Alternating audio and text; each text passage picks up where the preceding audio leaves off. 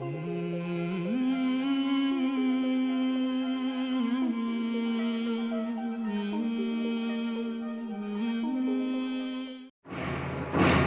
আলাইকুম। নতুন একটি পর্বে হাজির হয়ে গেলাম। আজকে শেয়ার করছি রাজকীয় স্বাদে লইট্টা শুটকি ভুনা। আর এই শুটকি ভুনাটি তৈরি করব আমি প্যাকেটজাত শুটকি দিয়ে। দেখুন, যারা আমার মতো একটু স্বাস্থ্য সচেতন আর শুটকি খেতে পছন্দ করেন অথচ বাজারের অপরিষ্কার অস্বাস্থ্যকর শুটকিগুলোতে ভরসা করতে পারেন না, তাদের জন্য এই তিজারা শপ নিয়ে এসেছে প্যাকেটজাত শুটকি। এত সুন্দর করে, এত ক্লিন করে শুটকি প্যাকেটজাত করা যায়, এইগুলো কিন্তু সুপার শপেও দেখা যায় না। দেখুন, নেই কোনো বাজে গন্ধ, আর খুব সহজ, খুব সুন্দর প্যাকেট, একেবারে পরিষ্কার। চাইলে কিন্তু এই শুটকিগুলো আপনারা কিনে খেতে পারেন, অথবা কাউকে যদি গিফট করতে চান তাহলেও কিন্তু ইজিলি গিফট করা যাবে। আপনারা চাইলে তিজারা শপ থেকে অনলাইনে এই শুটকি অর্ডার করতে পারেন। অর্ডার করলে আপনারা সাথে সাথে পেয়ে যাবেন। আমি এখন প্যাকেটটা খুলে নিচ্ছি।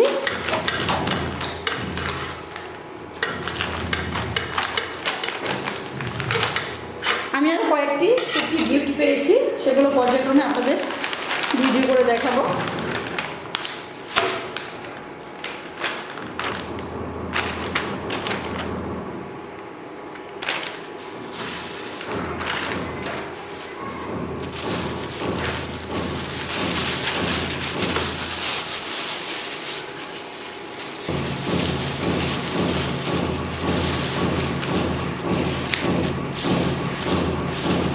ওয়াও, দেখুন দর্শক, একেবারে ক্লিন, পরিষ্কার আর ঝকঝকে শুটকি। এই শুটকিগুলো দিয়ে আমি এখন রাজকীয় সাথে লইট্টা শুটকি ভুনা করে দেখাবো। প্রথমে আমি শুটকিগুলোকে একটু কেটে নেব ছোটো ছোটো করে। শুটকিগুলোকে আমি ছোটো করে কেটে নিয়েছি। দেখুন, এই রকমের সাইজ করেছি। 1 কাপ পরিমাণের শুটকি আমি নিয়েছি। এখন এই শুটকিগুলোকে আমি ভেজে নেব।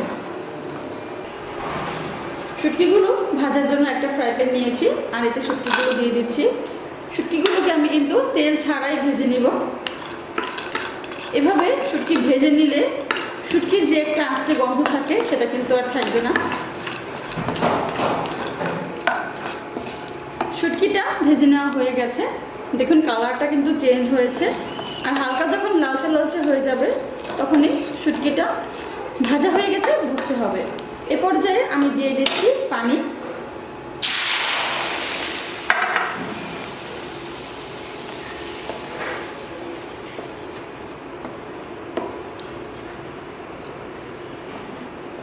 বিশ থেকে 30 সেকেন্ড আমি পানিতে রেখে দিয়েছি। পানিটা অলরেডি গরম হয়ে গেছে, দেখুন ফুটতে শুরু করেছে। এখন আমি শুটকিটাকে প্যান থেকে নামিয়ে ছেঁকে নিচ্ছি। এখন আমি রান্নার মূল পর্যায়ে চলে এসেছি। চুলায় একটা ফ্রাই প্যান বসিয়ে দিয়েছি, আর এতে দিয়ে দিচ্ছি রান্নার তেল। শুটকি ভুনা করবো তাই তেলটা আমি একটু বেশি ইউজ করবো, তবে আপনারা চাইলে কিন্তু তেল কম ইউজ করতে পারেন। আমি এখানে 3 টেবিল চামচ রান্নার তেল দিয়েছি। এখন আমি 2টি তেজপাতাকে মাঝখান থেকে ছিঁড়ে দিয়ে দিচ্ছি।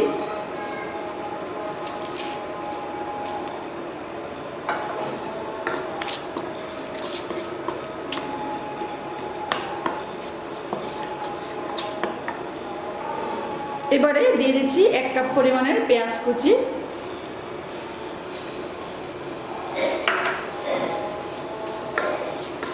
পেঁয়াজটাকে আমি কিছুক্ষণ ভেজে নিচ্ছি।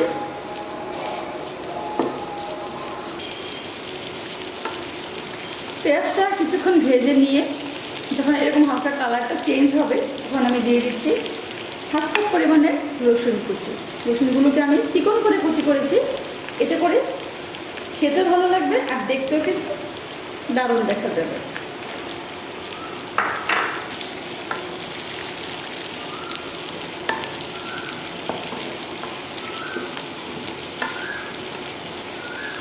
আরও 1 থেকে 1.5 মিনিট সময় নিয়ে পেঁয়াজ আর রসুনটাকে আমি ভাজা ভাজা করে নিচ্ছি।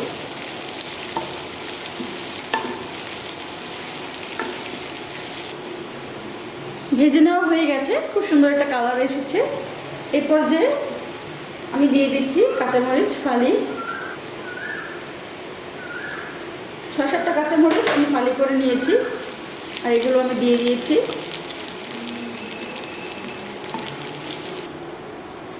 দিচ্ছি 1/2 চা চামচ হলুদের গুঁড়া, 1/2 চা চামচ লাল মরিচের গুঁড়া, 1/3 চা চামচ ধনিয়ার গুঁড়া, আর দিচ্ছি 1/2 চা চামচ জিরার গুঁড়া।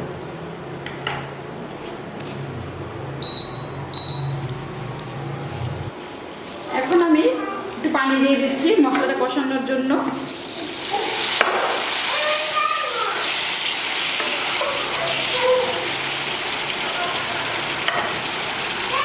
একটা ঢাকনা দিয়ে ঢেকে আমি মশলাটাকে কষিয়ে নিচ্ছি।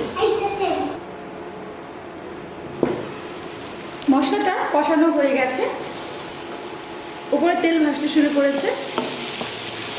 এখন আমি দিয়ে দিচ্ছি শুটকি। শুটকিগুলোকে আমি ভালো করে ক্লিন করে নিয়েছি আর পানি ঝরিয়ে নিয়েছি।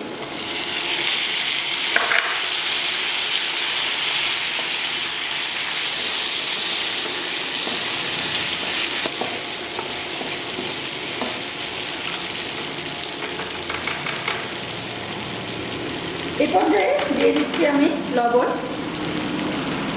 এখন শুটকিটাকে আমি 1 থেকে 1.5 মিনিট সময় নিয়ে একটু কষিয়ে নিচ্ছি।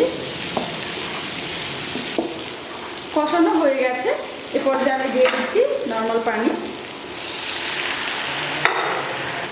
পানি কিন্তু খুব বেশি পরিমাণে দেওয়া যাবে না, শুটকিটা যাতে সেদ্ধ হয় তার জন্য অল্প অল্প করে পানি দিয়েছি। এখন ঢাকনা দিয়ে ঢেকে দিচ্ছি আর পুরো জালটাকে মিডিয়াম থেকে লো ফ্লেমে রেখে রান্না করে নিচ্ছি।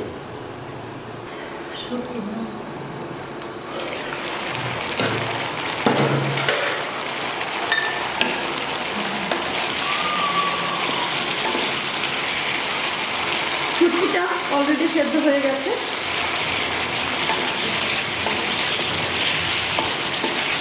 আর ঝোলটাও কিন্তু মাখো মাখো হয়ে এসেছে। এই পর্যায়ে আমি দিয়ে দিচ্ছি ধনিয়া পাতা কুচি, 2 টেবিল চামচ ধনিয়া পাতা কুচি দিয়েছি।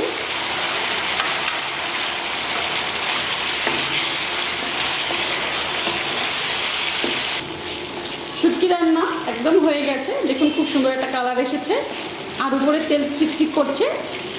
অলরেডি আমি লবণটা চেক করে নিয়েছি, আমার লবণটা একেবারে ঠিক আছে। এখন আমি শুটকিটাকে চুলা থেকে নামিয়ে নিচ্ছি আর পরিবেশন করছি।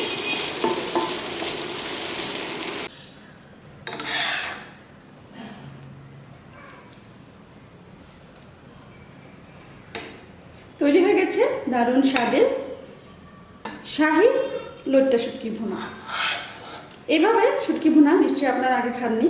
আমার রেসিপি দেখে অবশ্যই আপনারা তৈরি করবেন, অবশ্যই রান্না করে খাবেন আর খেতে কেমন হয়েছে সেটা আমাকে কমেন্টসে জানাবেন। আর আমি আজকে যে শুটকি রান্না করেছি তিজারা শপ থেকে নিয়ে, আপনারা চাইলে এখানে অর্ডার করতে পারেন আর এরকম ফ্রেশ শুটকি আপনিও খেতে পারেন।